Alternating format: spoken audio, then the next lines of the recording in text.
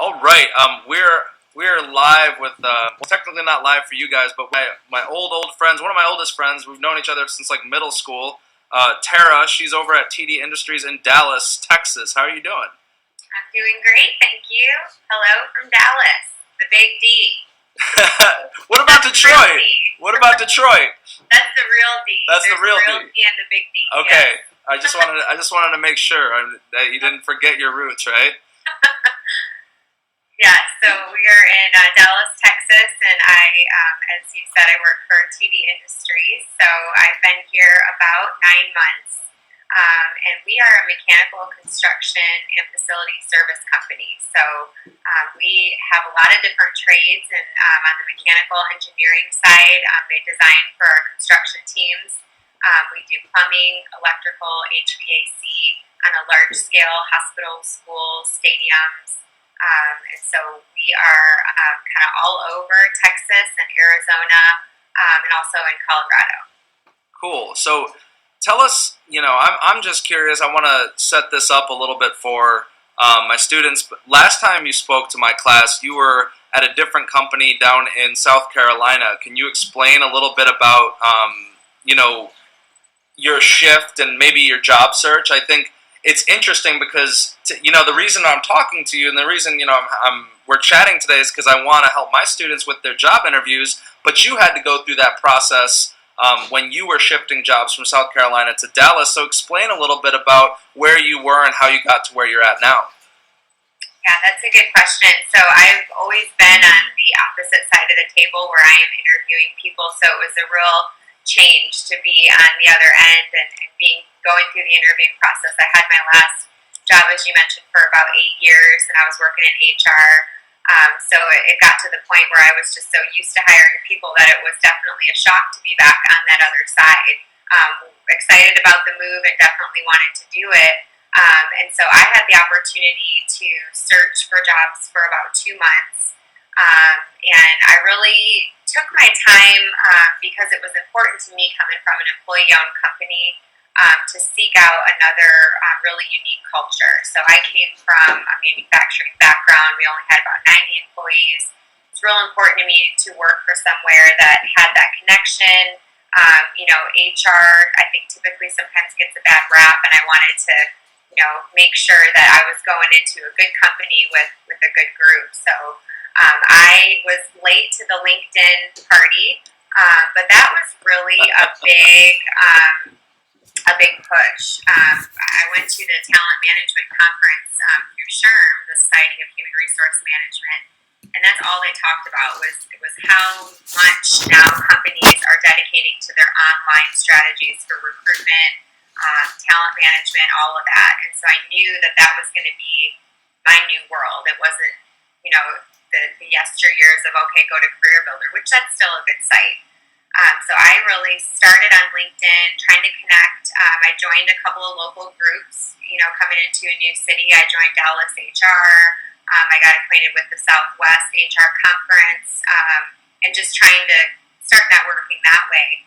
And really it was taking the time. It would take me, all day sometimes. I would say on average at least an hour and a half to 2 hours to actually research companies and find what's important to you. And I think that's kind of the exciting piece of job searching is you've got to know what you want. I mean, I get it that sometimes it's desperate times call for desperate measures and you want to get that job quickly, but I also think it's important to take the time to find something that matches up with you. So just reading about each company and kind of hearing more about what they do was really what was the difference maker for me before I actually clicked apply. So I applied to, I would say probably 8 or 10 different roles, and I got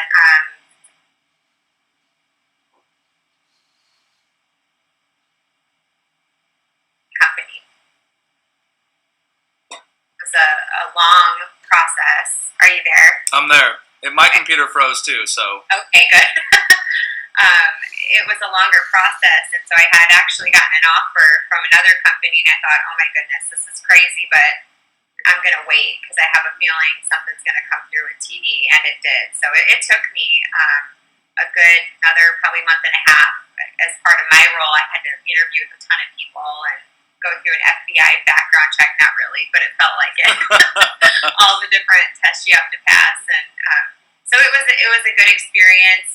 But yes, it was definitely a different one from what I used to. So before I get into the bulk of the questions I have for you, I'm curious. You brought up networking, and this was a big part of my background. So about the same time that you were graduating college, I was actually working for a networking company, and that's all we did. We did actual hand-to-hand physical networking. You talked about going to a conference. So could you explain what these conferences are like, and maybe how you worked the conference? Yeah, so really I knew I had a move impending before I left Charlotte, so I had an opportunity to network locally when I was still living in North Carolina, and it was amazing to me how many people knew of people in Dallas or surrounding. So right from the jump, it was, hey, I've got a friend down there, and I can connect you with this company. And so that was really huge, and I took advantage of that a lot. But then also, I went to the conference on my own, which was a really different feel, because normally I go representing a company. Mm-hmm. And so I went, and I was just looking to learn and then also to network. And so, I think in HR or in different job roles, some of us feel a little bit more compassionate to just go up to somebody and say, hey, I'm new to the area, and I was just wondering if, you had some time to grab a cup of coffee, or, I'd love to hear about your business, and that was more kind of starting, what do you do, where do you work, where are you involved with locally, any chapters that I can get associated with, and that was a big piece for me, is just trying to make those connections. And really, I was just kind of learning and watching, because this was a new area for me. So kind of seeing how different it was from my past state conferences, and just observing more too. So let's dive into this. So my students, every semester, I always have the mock interview with them. I think that's really important, because I think it's one of the most anxiety producing parts of the job search process. So what is can you hear me? I just started. You just came back. Yes. Okay. All right. So it's a very anxiety producing process in the job search, is doing this interview, right? Because it's after you get the resume out, after you get the cover letter out, which is something that we've already been through in this class. Now it's time to actually come face to face with the people you've been applying with, and I'm curious of what your experience has been like with job applicants. So what my students are doing in the online portion is a Skype interview with me. Obviously, they're not going to meet me face to face. How do you do Skype interviews where you're at? I actually have not, and this is I know that we do handle them here at TD, and so this is a large corporation. We've got about 2,000 employees, so we actually have a recruiting team built out, and I am an HR manager, so I'm sort of part of that, but not really. But I know that here we source talent from all over, and so we do host live, Skype interviews. Even right now, we've got an intern program going where that's how we all stay connected throughout the states as we join on to these conferences. I did, in the interview process, when I was here, have to connect into the HR manager in Phoenix and talk with her on a huge video when I was sitting in. And I think, it's just like any interview. You want to make sure, you're put together well. You've got your resume. If I could just backtrack a minute, you want to study that thing like it's your job, and your experiences, and you want to be able to sell yourself. But there's also some big pieces. I think I would look at the job description, what they're looking for, and then maybe highlight in your mind, here's 3 big things that I really want to focus on talking about. I accomplished this big project, and here's how it went for me. And so you can kind of give them the ins and the outs versus just kind of letting them lead. I think it's always good if somebody asks a question, if you've got a long-winded answer because you're prepared with 2-3 examples that you can insert, that's the way to go. And same with your cover letter. That's all that is just essentially a little highlight of, here's my things that I've done that are really exciting that are going to grab your attention. I actually use the same format pretty much for every cover letter, but then I tweaked it a little bit depending on the job and what they were requiring, their responsibilities. But when it comes down to that interview, even if it is online, it's still important to be able to, just like you're sitting in person, it feels a little weird. I'm in a room right now on a computer, and but you still have. That's kind of where it's going, is still making that connection. It's really important. So, in your last position, you were heavily involved in the interview process. So this is like a two-part question. What was one of the most impressive interviews that you had ever conducted, and maybe what was one of the biggest mistakes that you've ever seen made by an interviewer? I think one of the biggest mistakes is when you sell yourself for something that you really can't do, or maybe that you can kind of have to. Because you never know what's going to be thrown your way. For example, we were hiring a graphic designer, and so it's really difficult to gauge their level of talent without actually seeing them perform. And so, yes, we talked to them, and we went through the interview, and we did some kind of initial assessments, which we put everybody through. And then they brought in their portfolio, and we looked at that. But we actually went a step further and put them on a computer and said, we need you to use these 3 programs and create an ad in 30 minutes, ready to go. And it was amazing to me. This one young man in particular who just fell short. He had no clue. He kind of knew half of the one program, and it was really unfortunate. But he had sold us that. He had it on his resume. He had talked about it, and so then it kind of gives us, well, now we're questioning your integrity. Also, were you really being truthful there? So that was a big fail, and we hired a lot, and we had a really high retention rate at my last company. So I was really proud of the people that we brought in. And I think just the common theme is just, being comfortable. I know it's a nerve-wracking situation, but being comfortable in your own experience is enough to relay that to people. Being well-prepared, bring in a nice copy of your resume, which sounds cliche, but put it on nice paper, print it in color, be prepared with those things, take notes, bring questions. When it's my turn, to ask you, I will ask you, now what questions do you have of me? That's open-ended. I want to hear something. I would love to hear, well, I read this on your website. Can you tell me a little bit more about it? Or, you mentioned this earlier in the interview. Can we talk about how that impacts your department? Or, just showing that you're listening, showing that you're well-prepared is a huge piece of, you're putting that foot forward. I'm looking at you going, wow, this person's prepared. He knows what he's talking about. So I think he might be a really good fit here. Your personality kind of does the rest. So the first part of the question, what is one of the most impressive applicants that you've come across, whether you hired them or not? I'm just curious, what is something that really impressed you from an applicant?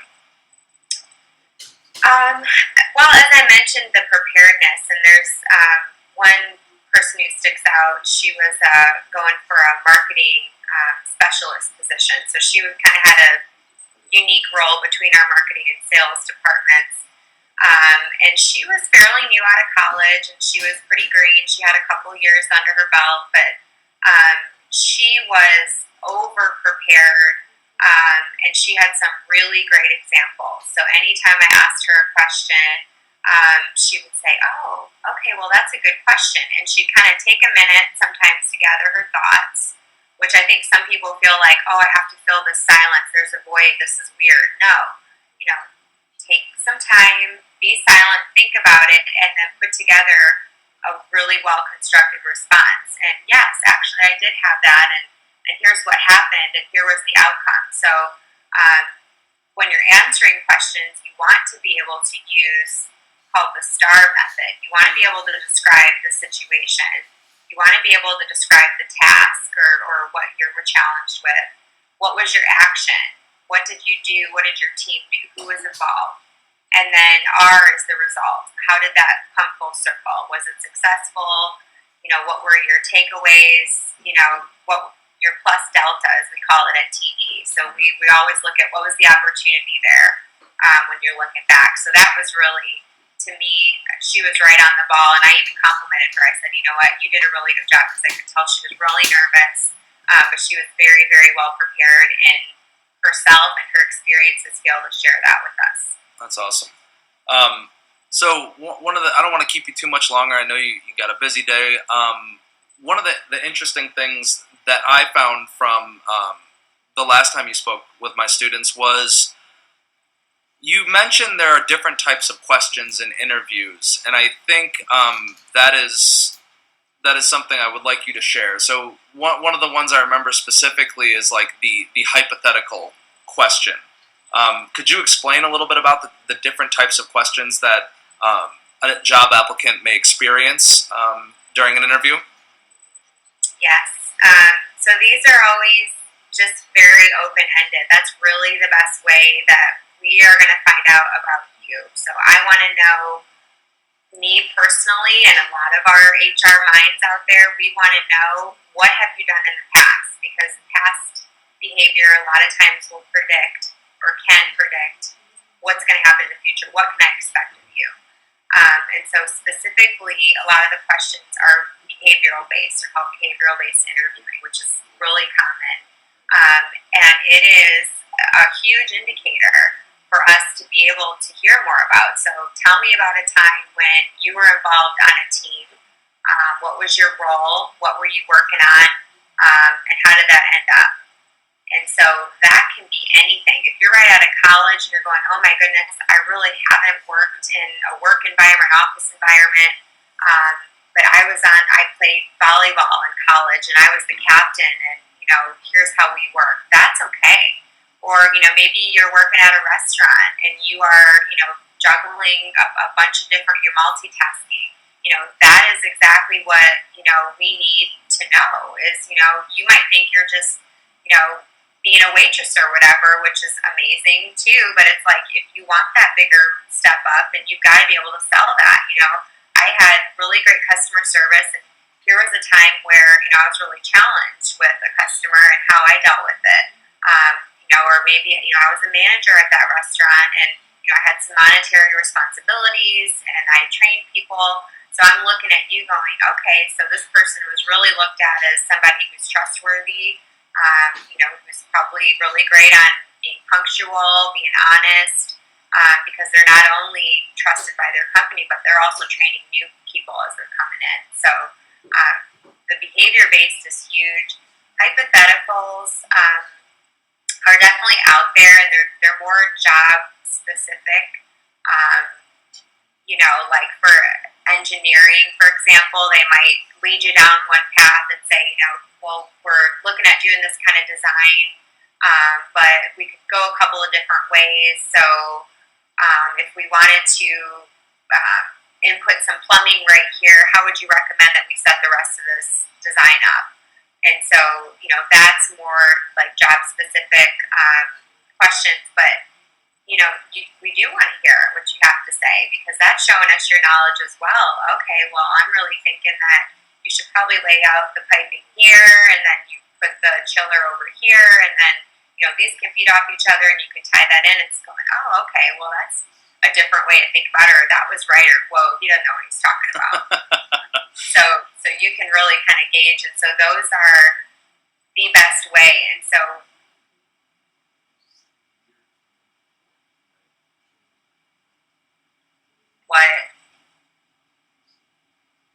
that is the biggest piece, is to be able to, again, study your resume and think about the questions that are coming your way. If I'm applying for,